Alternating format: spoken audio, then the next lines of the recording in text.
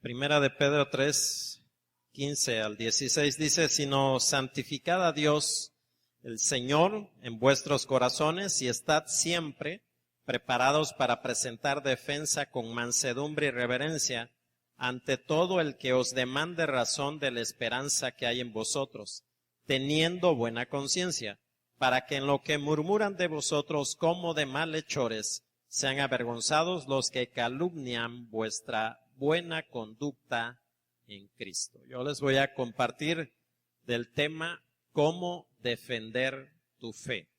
Si ustedes analizan el versículo 15, hay una palabra que dice presentar defensa. Viene de una palabra en griego que es apología. Viene de apo, que es de, y logos, que significa palabra. Se refiere, dice, a la defensa legal en los ambientes de la corte. Si usted ha leído el libro de los Hechos, se dará cuenta cómo termina este libro, con la aparición de Pablo frente a una corte romana. Él, como tenía doble ciudadanía, él apeló a César. Entonces él, cuando se le daba oportunidad de hablar, él demostraba la fe que tenía. Por eso el procónsul, llamado Porcio Festo, cuando lo oyó, dijo: este hombre es inocente. Si no hubiera apelado a César, hubiera quedado libre. Entonces, ustedes recordarán las palabras de Jesús en Marcos 13, cuando les dijo a sus apóstoles y discípulos que se prepararan, porque iban a ser entregados a los concilios, a las cortes, que no se preocuparan por lo que iban a decir en ese momento, porque Él pondría las palabras. En aquel tiempo, hermanos, la Biblia todavía no se había escrito en su totalidad, todavía no se había compilado todos los libros. Había rollos en los cuales se podía leer al profeta Isaías, Jeremías, pero las cartas todavía estaban en circulación en ese momento, cuando la iglesia empezó a padecer persecución. Hoy también tenemos persecución, no como lo pasó los primeros cristianos, pero sí de otro tipo. Nosotros debemos de hacer una defensa con argumentos.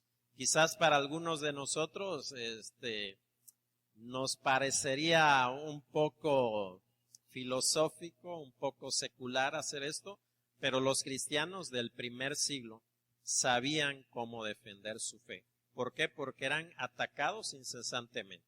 Por ejemplo, se quemaba la ciudad de Roma y le echaban la culpa a los cristianos.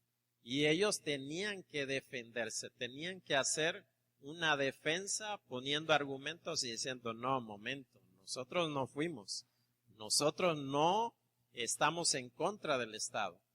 Nosotros como cristianos estamos bajo la ley. Nosotros cumplimos al dar impuestos, cumplimos al reconocer a las autoridades, no somos licenciosos.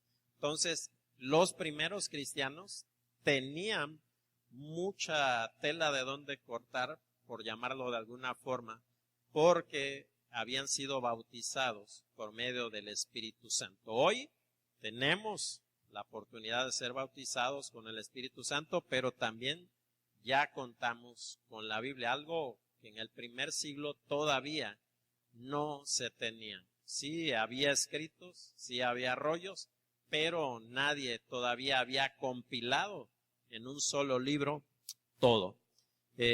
Nuestro desafío para estos últimos tiempos es tener el conocimiento. Bueno, ya el conocimiento ya lo tenemos, pero no tenemos el aprendizaje. Mire, yo ni sabía, bueno, sí sabía el tema, pero no sabía lo que iba a predicar el pastor, pero coincidimos en un punto. Hoy tenemos mucha información los cristianos. Hoy podemos meternos a internet, buscar de un tema bíblico y nos salen miles de referencias donde podemos estudiar. Yo oí a un pastor que estudió en el seminario en los años 80 y decía, para encontrar un comentario bíblico era algo, híjole, uno se lo tenía que pedir a alguien que viviera en el extranjero, porque aquí en México no había una editorial que se dedicara a reimprimir. Y si lo encontraba, era en inglés. Entonces había mucha restricción para la literatura cristiana. Hoy usted puede buscar en la Eastworld, que es una herramienta, y puede encontrar 20 versiones de la Biblia. Hay mucho conocimiento, pero mal aprendizaje. ¿Qué quiere decir? Que no lo asimilamos. Como dijera un predicador, somos cabezones. Nos vamos de un lado a otro porque tenemos demasiado conocimiento, pero no lo ponemos por obra. La palabra del Señor dice en 1 Corintios 2:16, porque ¿quién conoció la mente del Señor? ¿Quién lo instruirá? Mas nosotros tenemos la mente de Cristo. Todos los que hemos entregado nuestra vida a Cristo, Dios nos ha dado un reset. Dios nos ha quitado todas las telarañas que había en nuestra mente. Ahora nuestra mente está limpiecita, como para ingresarle buena información. Isaías dice que nuestros pensamientos no son los pensamientos del Señor. Si es verdad que tenemos la mente de Cristo, pero necesitamos ir a la palabra de Dios para leer, escudriñarla, entenderla, pedirle al Espíritu Santo que nos la revele, y ahora sí, esa información va a estar en mi mente, de manera tal que cuando alguien me pregunte acerca de algo, acerca de lo que tengo que decir como cristiano, defender mi posición, ya lo pueda dilucidar, ya lo pueda presentar. ¿Por qué le digo esto? Porque Jesucristo mismo se preparó durante 30 años para presentar al mundo el Evangelio. Imagínense si nuestro Señor se preparó durante 30 años. Imagínense lo que nosotros tenemos que hacer para presentar una buena defensa de lo cual creemos. Hay que dar una buena enseñanza de lo que nosotros creemos como cristianos. Que no se lleven la imagen de que nosotros somos irracionales. De hecho, eso es algo muy característico que nos acusan allá, de que la fe no es razonable, cosa que es totalmente inadecuada. ¿Por qué? Porque para creer yo necesito que el pensamiento de Dios entre en mi mente y ahora sí lo pueda entender en mi corazón. Dice Salmo 119:11, en mi corazón he guardado tus dichos para no pecar contra ti. Es decir, que nosotros, los judíos, es muy común, los llamados ortodoxos, que ellos cumplen al pie de la palabra que se les fue dicha, de que a sus hijos al levantarse le leen la Torá y al finalizar el día, órale, otra vez te tengo que leer la Torá. Ellos así le llaman a la ley y los profetas. Entonces, para nosotros, si le leemos un capítulo a la semana a nuestros hijos, nos fue bien. Entonces no tenemos esa parte bien entendida, que nosotros debemos de inculcar un amor por la palabra de Dios, un amor por escudriñarla, por estudiarla, ir a fondo para poder entenderla, y así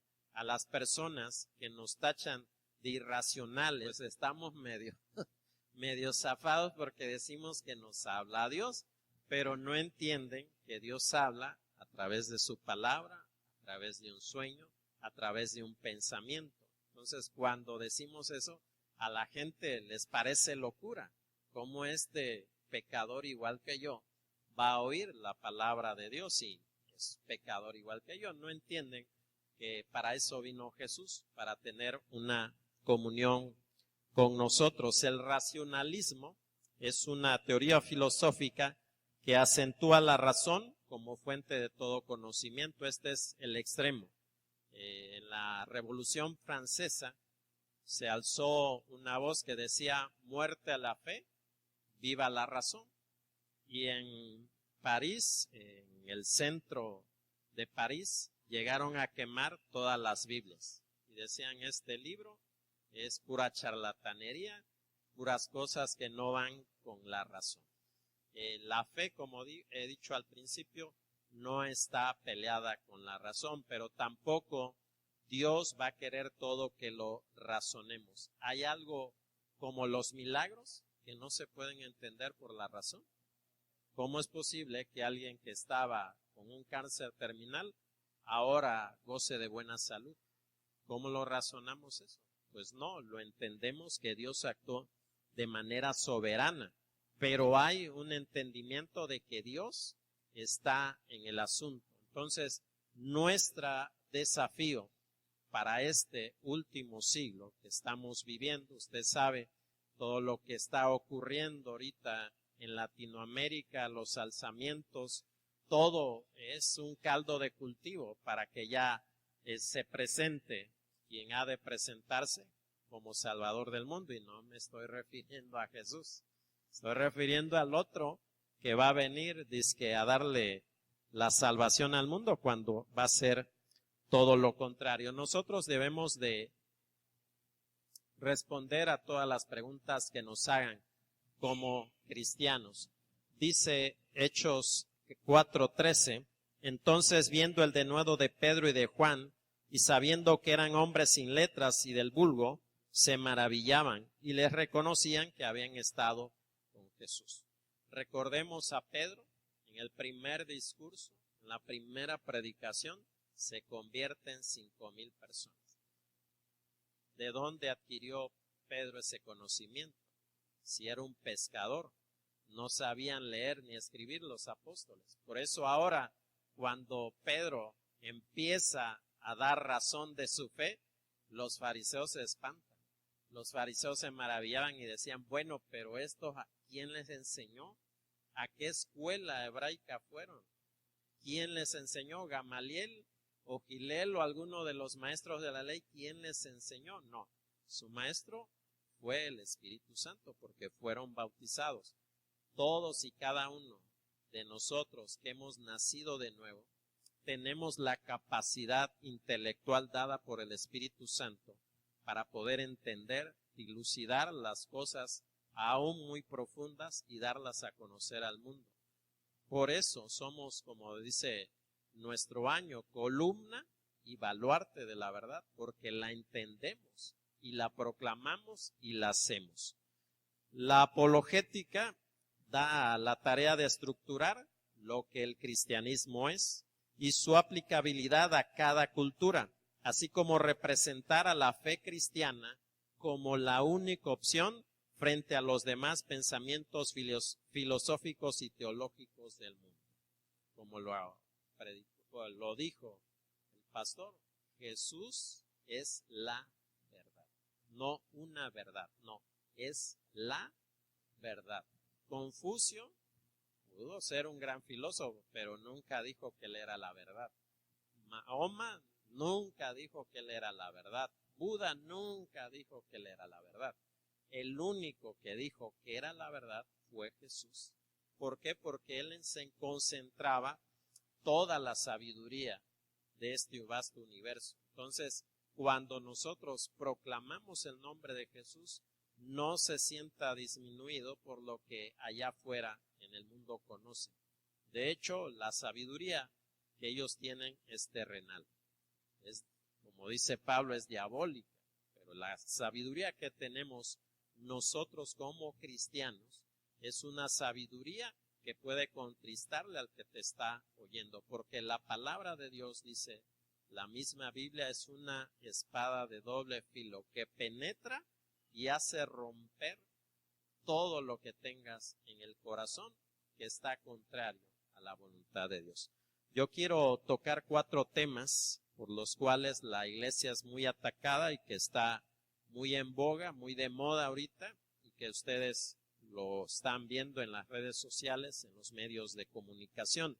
Bueno, los 3 siguientes. El primero nos atañe a nosotros como iglesia, que es la apostasía. La apostasía es volver atrás, regresar al punto de donde Dios nos sacó, es renegar de la fe. No había ni concluido el primer siglo cuando ya había apóstatas. Dice la cultura general, no está escrito en la Biblia, que en aquel tiempo había baños públicos. Los baños, como los conocemos ahora, de regadera o de pileta, no había en aquellos entonces. La gente muy adinerada solo podía pagar hacer unos canales para que el agua llegara a su casa. Entonces había baños públicos donde la gente acudía a bañarse. Dice que en aquel tiempo había un llamado discípulo de Dios que se llamaba Cerinto, que decía que Jesús no había venido en carne. ¿Les suena conocido esta apostasía? Hoy un grupo que va de 2 en 2 tocando las puertas de su casa traen esa apostasía. Y dice que cuando el apóstol Juan fue a bañarse, le dijeron: Juan, Cerinto está aquí. Ah, sí. Se vistió y se fue. Dijo: yo no voy a estar en el mismo lugar que alguien que reniegue de la fe en Cristo. Entonces, nosotros como cristianos nos conviene echar por abajo las apostasías. ¿Cómo? Presentando argumentos bíblicos en contra de las doctrinas que van o disminuyen la verdad, porque la apostasía no se presenta como 100% mentira. Va como el veneno para las ratas. Cuando tú quieres matar a un ratón, no le pones el veneno así puro. Buscas un alimento en donde meterlo para que la rata, pues ante el olor y el sabor, pues crea que no hay algo raro ahí. Entonces la apostasía es igual. La apostasía viene envuelta en un poco de verdad, pero al final pues va a traer que la persona reniegue de la fe en Cristo. No se mata al mensajero, se mata al mensaje. Y dicho de forma figurada, no alguien va a agarrar una espada como lo hacía Judas el celote o Pedro, no, se mata bíblicamente con la palabra de Dios la doctrina falsa que muchos están distribuyendo y que quieren adentrar en la iglesia. Dice Judas 1:22, algunos que dudan, convéncelos. ¿Cómo? Presentando argumentos a favor de lo que Dios está presentando en su palabra. Y con eso únicamente no pueden ellos poner objeción. Hay muchos que cuando alguien presenta una apostasía o una doctrina que no está bíblicamente soportada, se van y atacan a la persona y empiezan a armar juicios de valor en contra de ellas. Entonces, eso no es correcto. Lo que es correcto es presentar defensa en contra de la doctrina que está presentándose y derribarla. La otra es la ideología de género. Esto se está dando mucho en boga en estos 10 últimos años. Decía por ahí un conferencista, la gente homosexual, la gente que tiene estas ideologías de género, no llega ni al 5% de la población. Y dicen, ¿cómo es posible que en los congresos de los países estén haciendo leyes para un número muy pequeño de la población? Imagínense que más o menos en México, si no mal recuerdo, somos alrededor del 18% de la población. ¿Qué les parecería a aquellos que dicen que hay que hacer leyes para las minorías. Nosotros somos minoría. Aquí no representamos a la mayoría de fe en este país. Sabemos quién representa la mayoría de esa fe aquí. Pero imagínense que nosotros impulsemos una ley de culto, que no haya ídolos públicos, en la vía pública, que no haya ídolos, y que esa ley le impulsemos porque por ahí hay un diputado cristiano. Imagínense lo que harían aquellos que rinden tributo a un ídolo por que esa ley no avanzara. ¿Por qué? Porque dicen, bueno, pero estos son minoría. ¿Cómo una minoría va a poner una ley para la mayoría? Eso es exactamente igual para los que pregonan que haya esta libertad para elegir el sexo que tú quieras. Dice Génesis 1:27, y creó Dios al hombre a su imagen, a imagen de Dios lo creó, varón y hembra los creó. Hasta el momento no ha habido, genéticamente hablando, un cromosoma que nos diga que hay un tercer sexo. Los cromosomas XX definen el género femenino, los XY al género masculino. Hasta el momento no han encontrado los genetistas un cromosoma que define a un tercer sexo. Todo es una mente corrompida. Dice en Romanos 1:24, por lo cual también Dios los entregó a la inmundicia en las concupiscencias de sus corazones, de modo que deshonraron entre sí sus propios cuerpos. Es decir, hay una corrupción en la mente de estas personas creyendo ser lo que no son. O sea, físicamente Dios no se puede equivocar en lo que Dios te ha puesto. Es en tu mente donde están todas estas corrupciones, porque así lo maneja la Biblia. Hasta el momento no hay, genéticamente hablando, de decir yo nací homosexual. No, genéticamente hablando, tú eres un hombre o eres una mujer. No hay otra probidad científica para decir que tú naciste homosexual, porque eso es lo que ellos esgriman, es que yo nací homosexual. No, hay una corrupción en tu mente. El otro tema es el aborto. Desgraciadamente hace un mes aquí en Oaxaca, tristemente el Congreso, que quería hacer un Congreso de avanzada, un Congreso de la modernidad, impulsó esta ley para que el aborto dejara de ser castigado legalmente. Otra vez, ¿quiénes proclaman el aborto? Mujeres con 5 o 6 hijos que ya no quieren tener otro. No. Mujeres que han sido violadas y que no quieren que su hijo sea el fruto de esa relación. No. ¿Quiénes están al frente de esto?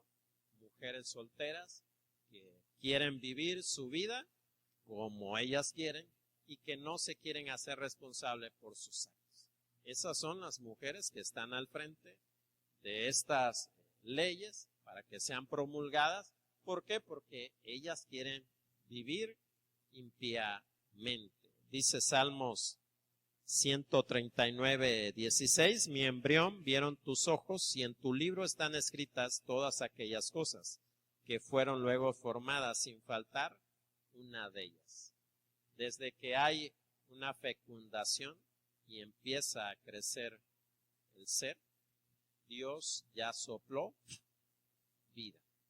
De hecho, la famosa clonación, por eso se ha parado, porque el hombre ya tiene la tecnología para hacer clonaciones y hacer seres humanos en cuanto le plazca. Pero ¿qué creen que lo ha detenido? Que no tienen vida.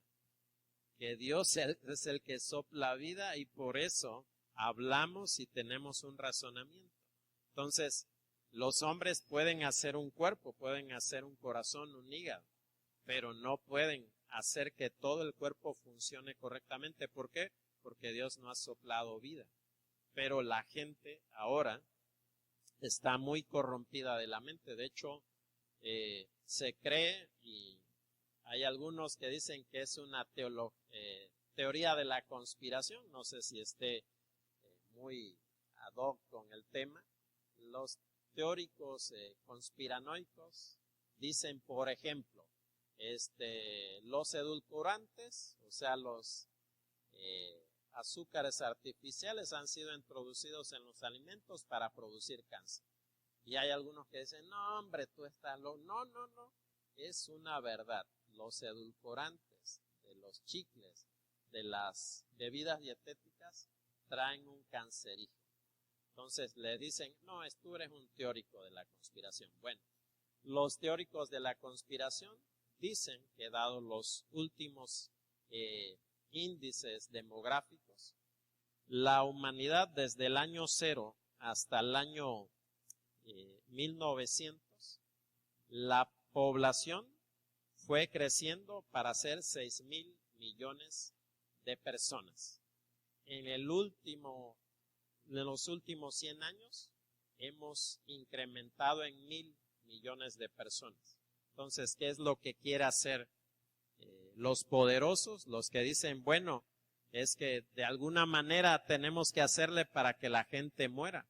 Y lo tenemos que hacer legalmente porque no se ve bien ahora. Anteriormente había matanzas y nosotros ni enterados, pero con las dichosas redes sociales tú puedes hacer algo indebido y ya te están grabando. Entonces, para ellos, el hacer o esterilizar a las mujeres para que ya no produzcan seres humanos, pues sería algo con lo cual provocaría revoluciones. ¿Qué es lo que están astutamente haciendo? Es provocar legalmente la muerte de aquellos que vienen en camino. Entonces, nuestro desafío como iglesia es presentar una defensa estructurada. Ya tenemos la palabra de Dios y tenemos el Espíritu Santo. Únicamente necesitamos, como bien lo dijo el pastor José, ser conscientes que yo debo de ser una verdad. Así